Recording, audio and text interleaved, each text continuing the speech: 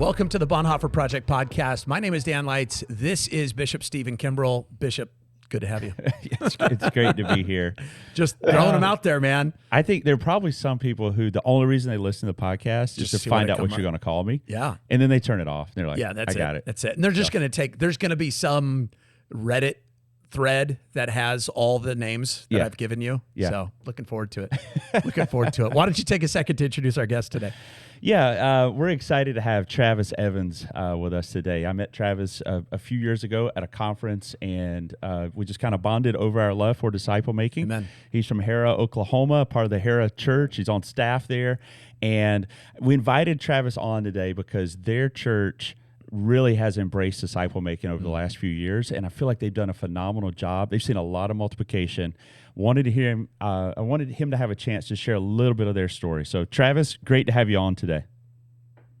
Thank you guys for having me. I'm excited to be here, and like Stephen said, man, like the minute we met, like we knew we had this, like we were kindred spirits, right? Like we were brothers in Christ, but also like we were yoke fellows because like we had endeavored to make disciples, and it was in our DNA, right? Part of our core. So yeah.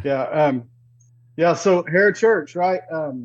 Stephen asked me to talk just a little bit about like what the Lord has done there through disciple making. So I kind of like to kind of share that story. We got to start with like where we were before the Lord brought someone who was a disciple maker into our culture, right? And so I wouldn't say like that we were in a terrible place.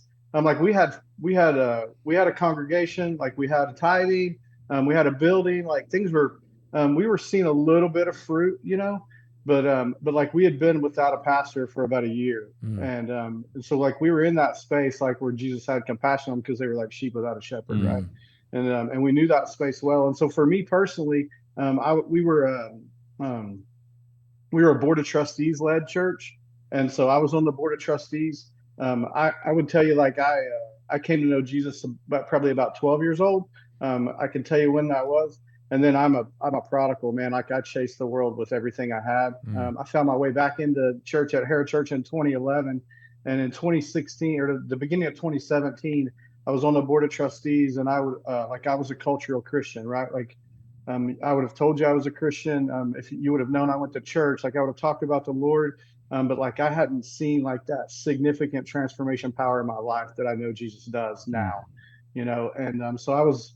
I was in a bad spot, and I was on that board of trustees, and we brought a man in and interviewed him. His name was Chris Moix. And man, like right off the bat, you knew something was different with this guy. Like he walked in an authority. He spoke in a way that I hadn't heard men speak before. And he talked about making disciples, like intentional disciples in real life relationships in a way that I had never heard before. And so in 2017, the pastor search team brought him up before the board of trustees. We voted him in as the new lead pastor, and he invited me really quickly into a discipling relationship. Me and about 10 other men there at Hera Church, and right off the bat in the spring of 2017, like he started teaching me how to sit with the Lord. He talked about this idea that like 99% of the people in the church don't know how to abide or why they should. And then we wonder why there's no power in the local church, you know? And I didn't have a box for that, right? Because I had read my Bible, and so I couldn't understand. But then he taught me to sit still with the Lord and how to really like hear the word and how to obey it and how to walk that out, right?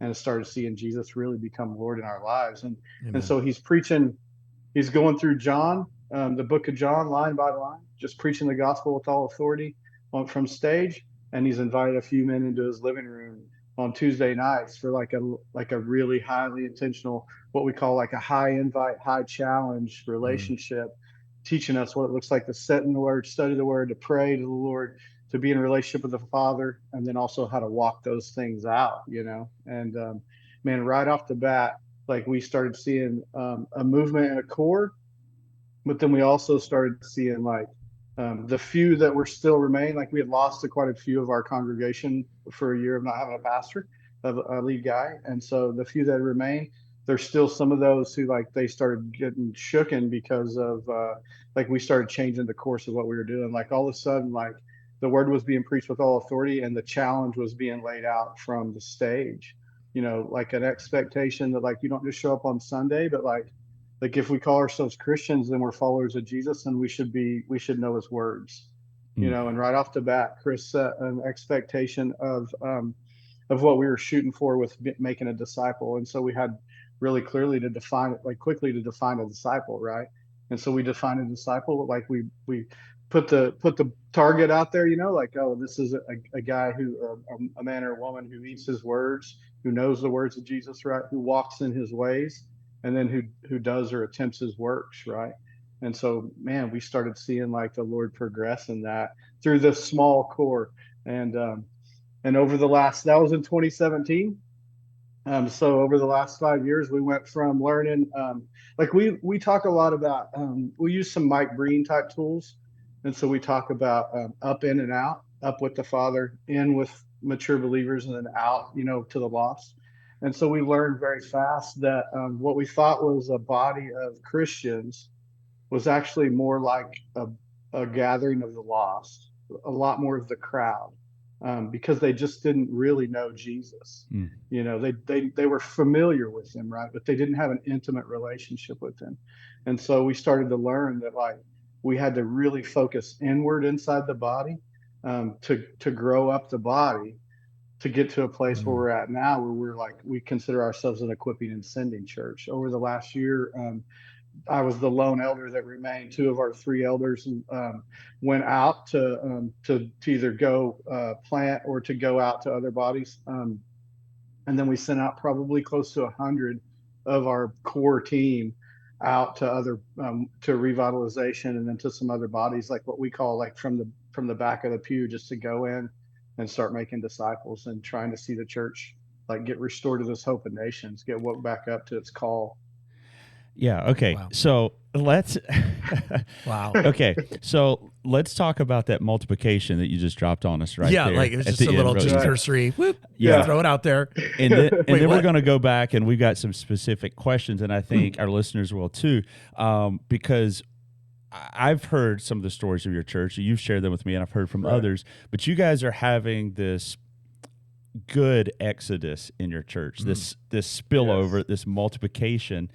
And I think sometimes, like when you even mention, like, I'm the only elder that's still here, we had a few other elders leave, I think most people assume, they got ticked off. And, They bailed out. And they're like, I'm out. But that's not what you're seeing. You're seeing people from your church leaving and going and pastoring churches in your community that don't have a pastor, or planting a church, or revitalizing a church. And so the disciple making in your church has multiplied so much to the point that it's spilling over and it's impacting your local area, right?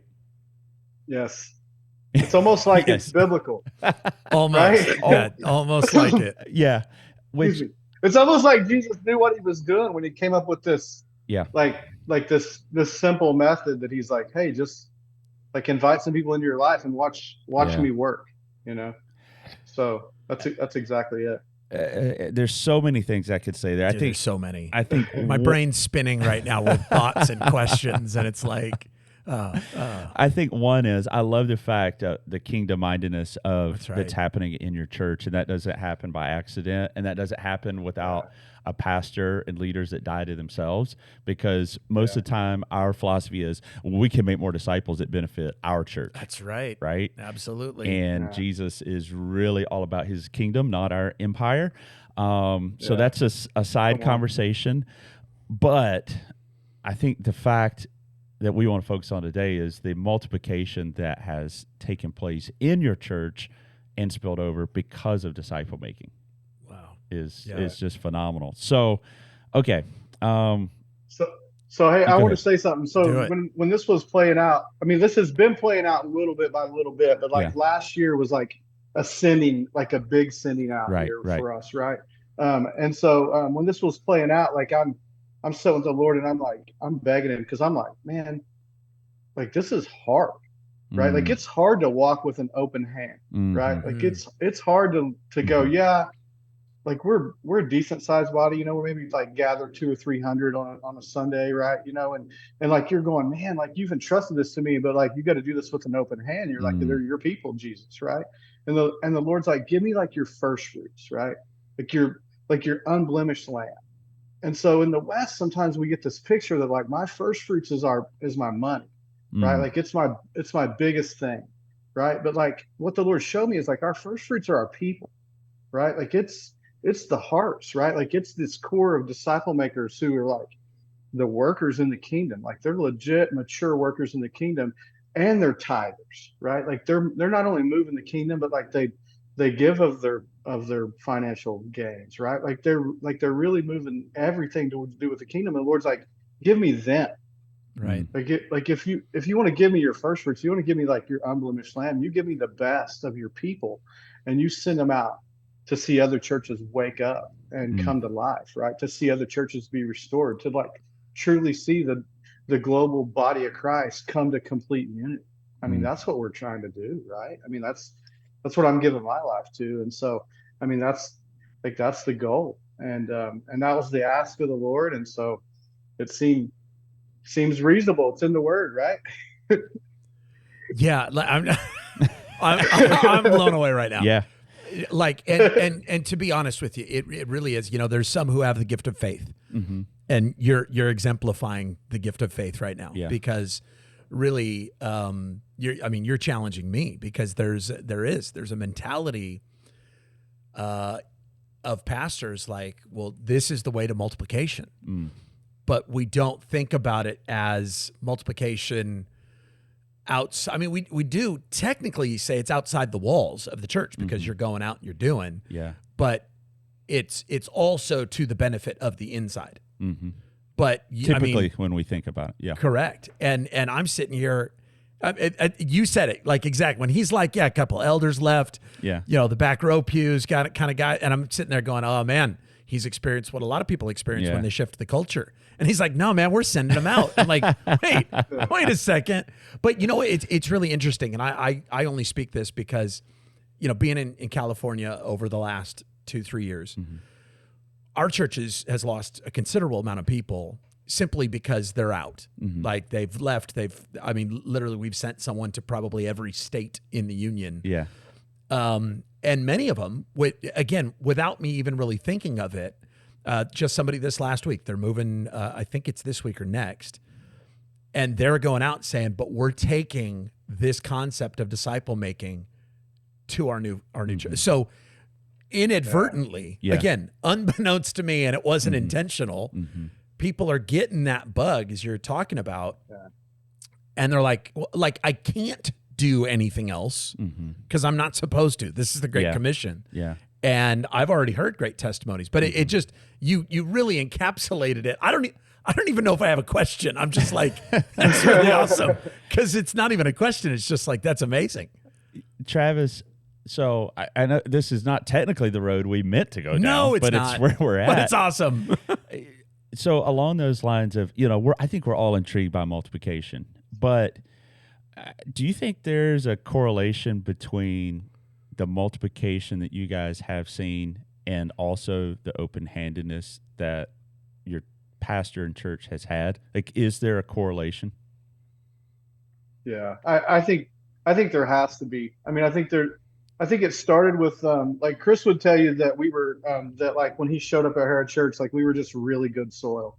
I would tell you that like we were really broken, right? Like we were like we recognized how, I think like a core recognized how broken we were and how in need of like the Lord to show up in a miraculous way we were, right?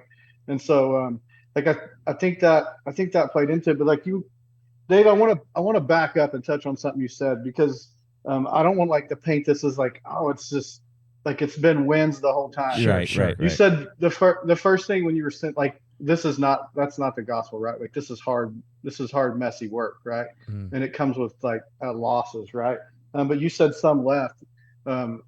Like that happened for us too. Like right when we started shifting the culture to like this high challenge, like pressing people to be in the Word, highly intentional, asking people, what's the Lord teaching you? Like just simply asking the question, like, what are you reading in today? What are you studying in? What are you learning in the Word today?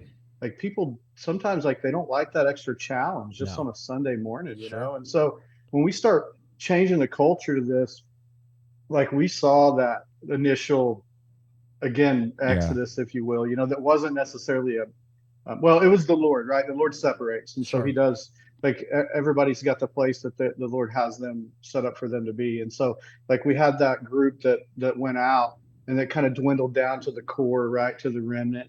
And then it started to build back up. Mm. And it's taken years, like Mm-hmm. the first 3 years was just like, it's like you just keep looking down and you keep doing it, and you're like your hands in the plow, right? You're not looking back, and you're like, Lord, I know you're going to do this because you're faithful and you say you are. And if we continue to sow and sow and sow, like it's going to produce fruit, right? And so if I'm intentional with this, Yeah. and you see the little wins on Tuesday night in your group, or like how we do it, like in my D group, like I would see the wins in someone's life, and so Mm-hmm. that fueled me to keep pressing the Mm-hmm. body forward, right? To keep moving that forward. Mm.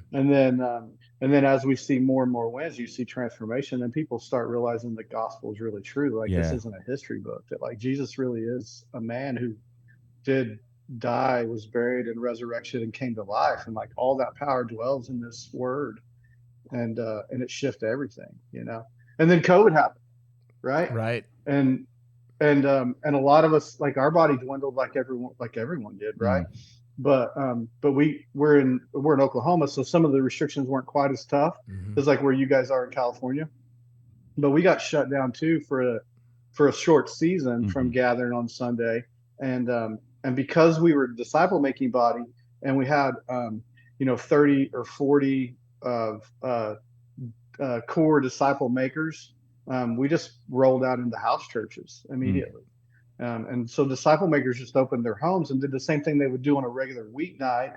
Yeah. They just opened their home, and it said like they were like, I think it was 10 or less, and so we just gathered families into houses for a couple of months. Yeah. And the Lord flourished us Yeah. through Yeah. that. Well, and I think that is, to be just quite blunt about it, it's the recipe that we need for the future of the church in the States. Yeah. Yeah. Because again, I'm not a doomsdayer guy. I'm not, I believe he's sovereign over everything. But should we get to a place in our culture where the main attraction gathering that we normally call church is shut down Yeah. because they label the Bible hate speech, or you never know what it could be.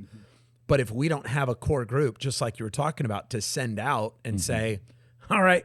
And so the people who've always wanted it to be like the book of Acts, they're going to get their wish because we're all back in houses, meeting house to house, which again, there's worse things in the world Yeah. For sure. than taking the church back out to kind of the inception and the way it looked. Yeah.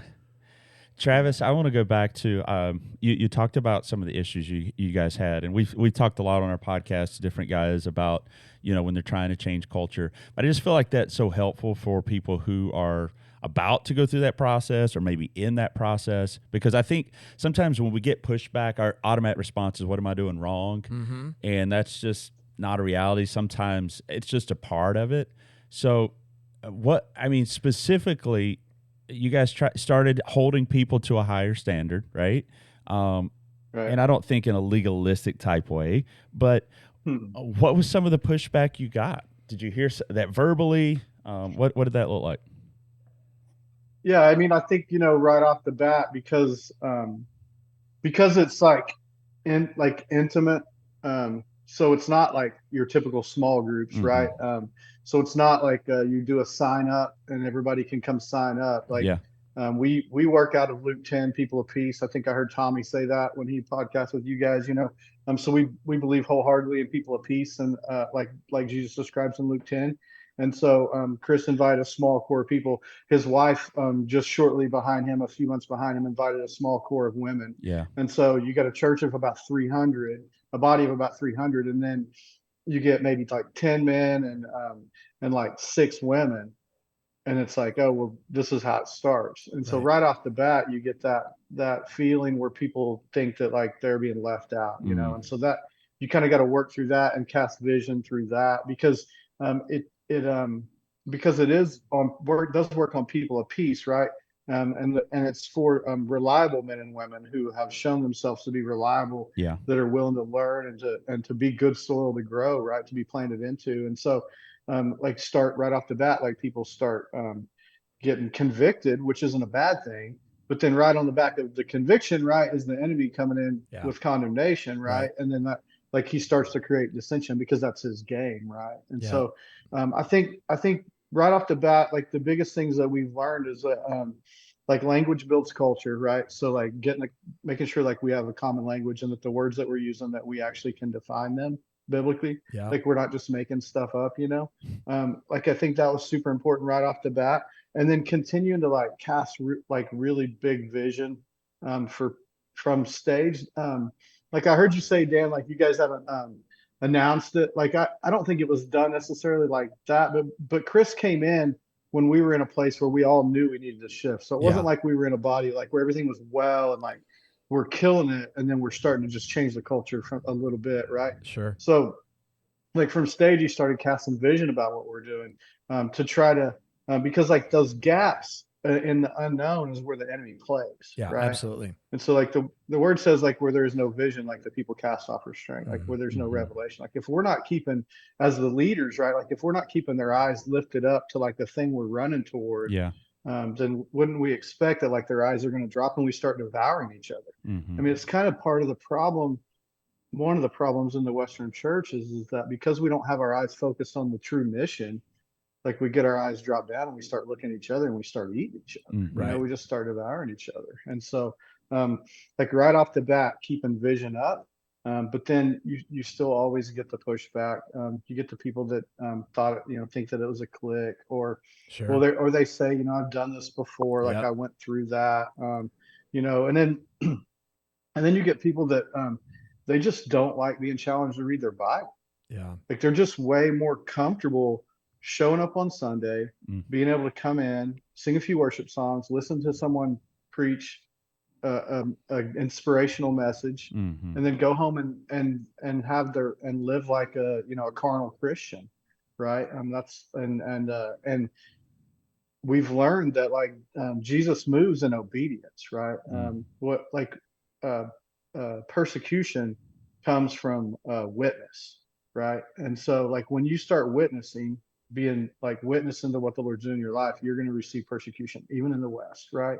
It may not be as bad as it is in some places where you call yourself a Christian and it costs you your life, but like witness brings persecution. And so as we continue to witness, like even from our own Christian brothers, like there will be some persecution. There'll be some stones being thrown at it. You see that with Jesus, right? Like he Mhm. starts doing this thing and they're like, hey, this is different than everything that we know. The Pharisees and the Sadducees are start throwing stones at him. And so Yeah. Mhm. we wouldn't expect anything else. I mean, it's what he tells us, right? Yeah. Like you're Yeah. gonna walk in my ways. They're gonna come after you too. They're gonna persecute you too, just as they Yeah. did me. Travis, what along this journey that you guys have been on, what would you? I'm always interested to know, like, what were the mistakes, or have there been ways that you can think of where you're like, yeah, that probably wasn't the best thing to do. I wish we'd done that differently, or yeah. I mean, is there anything that comes to mind for you guys? Mm, well, I'll start by saying this.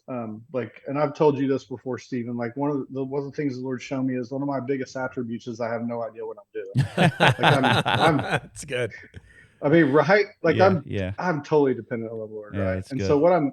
what I learned is that, like, I understand His grace in a way that I don't think I've ever understood it, and I've understand His power in a way that I've never understood it because, like, we just endeavor to do this, and then Mm. He meets us, like Mm. His grace meets us. We have intentionality. Like when we plan a direction that we're going right in our Yeah. hearts, right? But the Lord establishes our steps. So like there is intentionality, but at the end of the day, man, like Jesus just shows up and does Mm. the miraculous thing that Jesus does. I'm in First Corinthians, right? And Paul's um, like I didn't come in like this pervasive speech with like these fine sounding argument, right? Like I Mhm. didn't come like that. I just came in the power, right? Like through the power of the cross.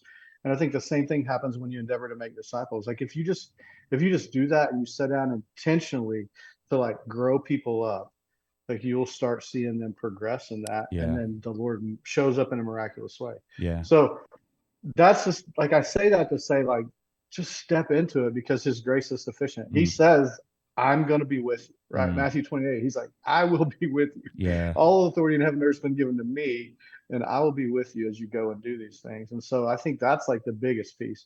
as far as like how what we would do different, um, I think in my mind, like having more grace for those who like didn't understand it, who didn't grab a hold Mm, as quickly. yeah. Like having abundance of grace for them because since in 2017, 2018, 2019, man, like I was full of this zeal and like if you weren't ready to run with us and make disciples, I was ready to drop you and Yeah. leave you to the side, Yeah. Yeah. and which is not Jesus's way. I mean, it's Yeah. not like that wasn't it either, and since then, like I realized the word that says, like, what do you have that you have not received? And if you have received it, why would you boast as though you have not? Hmm. Like I realized that nothing that I have, like we all see in part, and nothing that I have hasn't been revealed to me from the Lord. And Hmm. so, like if they haven't, like if they're not getting it yet, like it's just not the timing. Maybe Sure. the Lord just hasn't revealed Mm, it to them. And so, man, our job is to shepherd them really well and to love them right where they're at, and help lead them yeah. along in the story. And so, I think that's for me is one of the Mm, biggest things is like because I had this idea that like man, when I seen the Lord doing transformation in my life and I seen him transforming people's lives around us, I'm like, we got it figured out. yeah. Yeah. Right. And then you start running and you start breaking things kind of like Peter, or we're like Yeah. sons of thunder or something, Yeah. and then the Lord tempers us a little bit Yeah.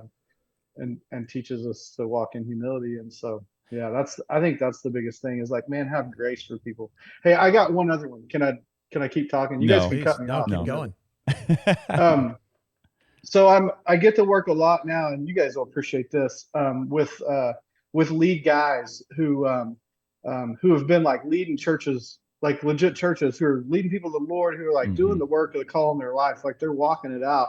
But then like they get to this point, and now their eyes have been opened up to Hmm. disciple making in a new way, like this intentional disciple making, and then the Spirit convicts them that like, man, it's for them, and they got to Yeah. start walking in it. Man, like immediately I see this over and over, where immediately the enemy comes in and he tries to discredit everything they've done in Mm, Yeah. ministry. Yep.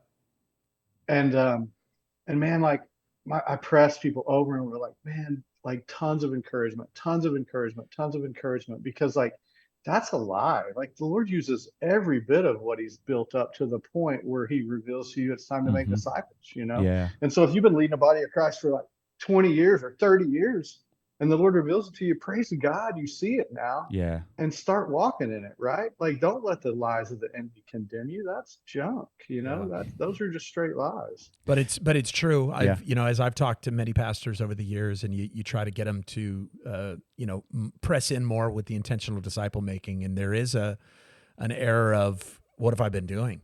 Yeah. Yeah. They either push back. We're fine. I teach every Sunday. We're Mhm. making disciples that way, or they really understand it, and Yeah. then next thing you know, it's a guilt, shame, condemnation Yeah. kind of feel, which Yeah. isn't good for anybody. No, and I think that's a good word, Travis, for everybody listening. My wife says a phrase in our home: "We're looking for progress, not perfection." That's right. And Yeah. and the same thing applies to ministry. None of us get it absolutely right. I love how you mentioned you're on this.